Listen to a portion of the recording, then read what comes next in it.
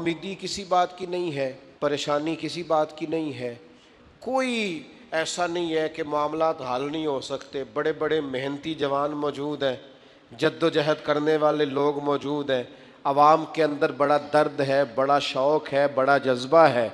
ना उम्मीद नहीं इकबाल अपनी कश्ते वीरां से, ज़रा सी नम हो तो मट्टी बड़ी ज़रखेज़ है साकी।